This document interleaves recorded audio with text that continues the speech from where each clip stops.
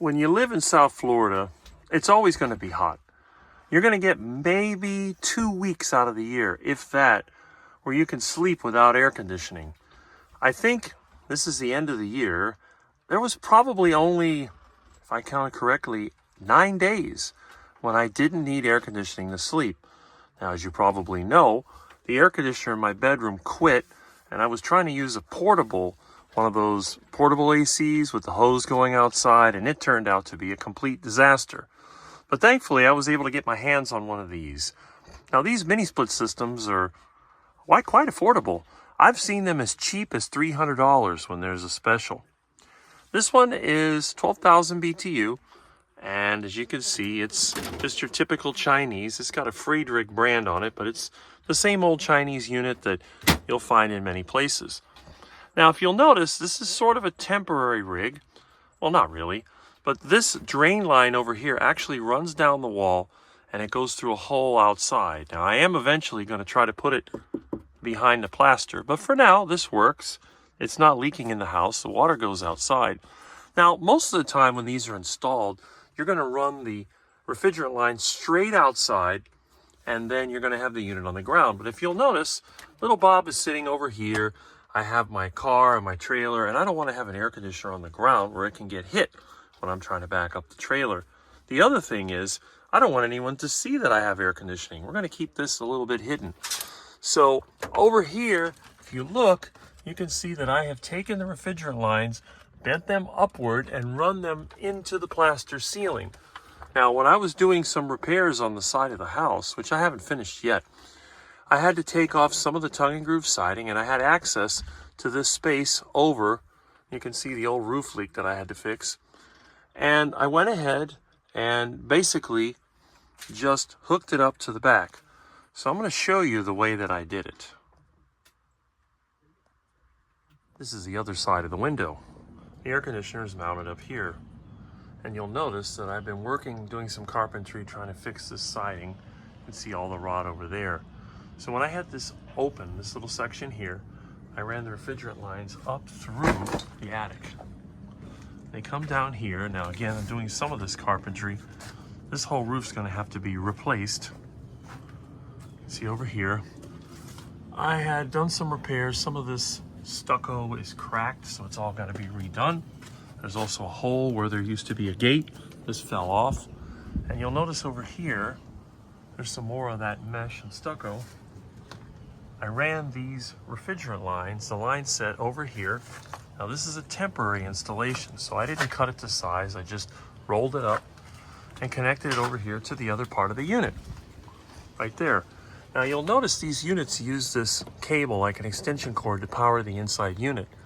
But because I was concerned about running this through the attic, I actually got some 1/2-inch PVC electrical conduit, bent it with a heat gun, and then ran it along with the line set. So the electrical, which goes from here to the room over there, is in 1/2-inch conduit. So if any of my unfriendly little rodent friends try to get in, this is going to be frustrating because they can't chew the wire. Notice the rot in the overhang. This is because right here on the metal drip, it leaked. So this whole thing is ruined. So what I'm going to have to do is pull all this down and replace it. Replace a couple of beams, replace all this wood. So that's why this air conditioner is temporary. I'm waiting until we get some cool weather, if it ever comes, and then I can simply remove this. I'll go ahead, I'll evacuate the system, disconnect these lines, take this back down, demolish all the rotten wood, including this rotten beam, and then replace it with new wood, which is what I did here years ago with treated wood. So that's the plan anyway. But as you can see, for a unit that you could get at the time for less than $400, you can fix the problem. Now, the other option would be to use one of those room air conditioners, and those things, they're just not very good. If you decide to use one, here's one that I tried at one time. You can see it's ugly, and you can't really put it in these windows. These awning windows open up outward to keep the rain from coming in. See, they open out. So you would have to remove this piece, put a piece of wood in here, which is what we had years ago. And that's just a terrible looking, and it leaks air, and it's a mess. and it makes a lot of noise. These things are quite loud. So this, I don't even know if it works. I'm gonna plug it in and see. If it does, I'll give it to a friend of mine that kind of needs it. Otherwise, I'm gonna scrap it. And don't worry, when I scrap it, I have one of those refrigerant recovery units. I can pull out the refrigerant and cut it up into its components. And of course, here sits one of my chargers waiting to be disassembled. And behind it is a Project Bobcat. I've been getting rid of a lot of junk. There's still more to go through. Look at this mess. All these buckets. These are actually tahini, which somebody gave me, which is some kind of sesame seed crap that expired. And I'm going to see if I can extract the oil out of it, and then I'll compost the rest. There's some extra Bobcat tires there.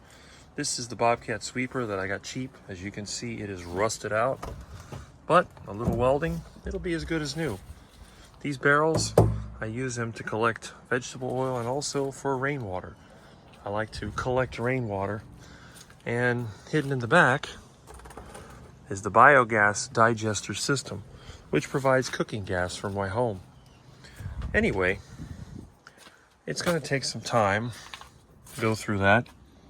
This is the back door for the storage area.